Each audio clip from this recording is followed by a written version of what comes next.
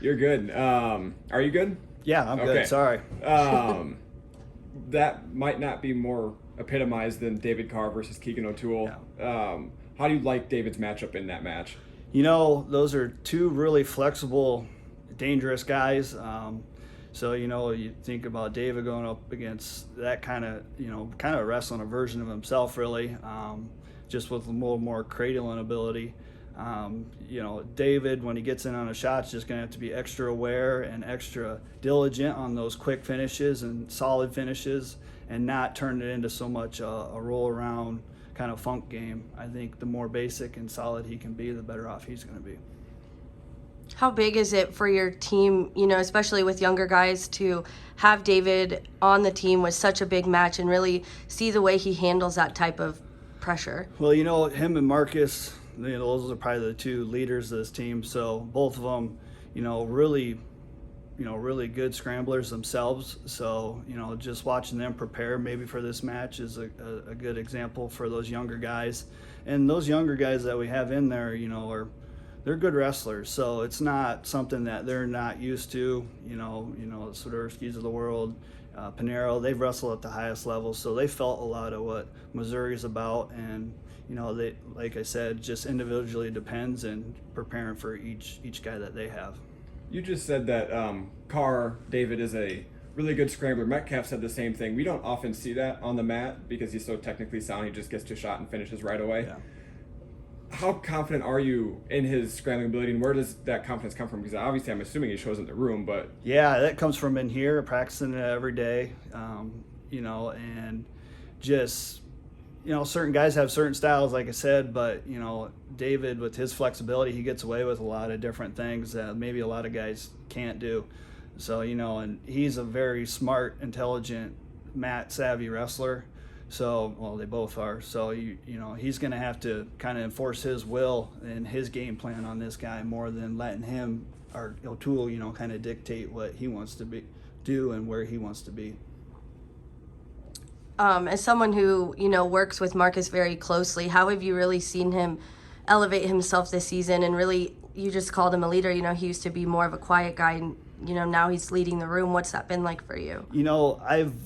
I grew up with the mentality that you have to lead by example before you can lead vocally.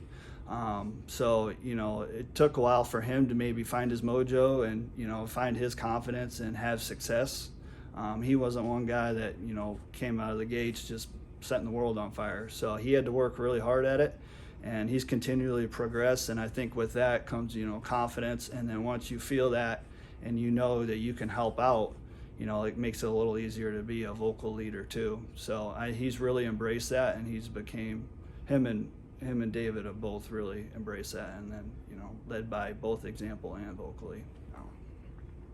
As someone who's in the room every day with them, how have you really seen those guys at like 125, 133, Casey and Pinero? What are we not seeing from them when they're in the room, Those guys, it's just, when you're young like that, you take those lumps and you come from a high-powered high school team and you've been all over the country or maybe the world and wrestled at the highest level, and you're not used to taking lumps.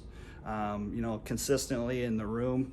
We have a really tough room compared to where it's been the last 5 years. So when you're consistently not having your way in the room against the David Carrs and the Marcus Colemans of the world, makes getting through the week a little bit more difficult. But if you're able to stay in there consistently and you show up every day trying to get better, just a little piece here, a little piece there, those little pieces, brick by brick, they say, it adds up over time, and all of a sudden you have a foundation, and then all of a sudden you got a building, right?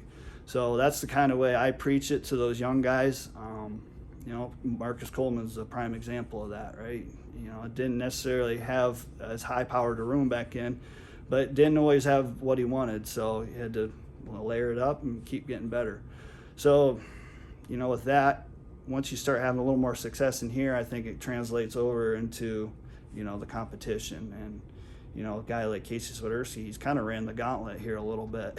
And that's not easy. And, once you kind of get the ball rolling here, hopefully, with that last win, hopefully it kind of builds on itself, and we're nearing the end. So, he's going to have to tweak some things and maybe reprogram that brain a little bit here. So. And then other than, of course, wanting to win, what are you really hoping to learn about the team or really get out of tomorrow's duel? Just see how good of just basic solid wrestling, if that'll show up, and an aggressive team. I would say throughout the year, we've case by case all the way up and down our schedule, we've probably been the more aggressive team. We've ran into maybe a couple teams that are a little more high powered than us, but I would say we didn't shy away from that one bit, and we approached it and we went after them.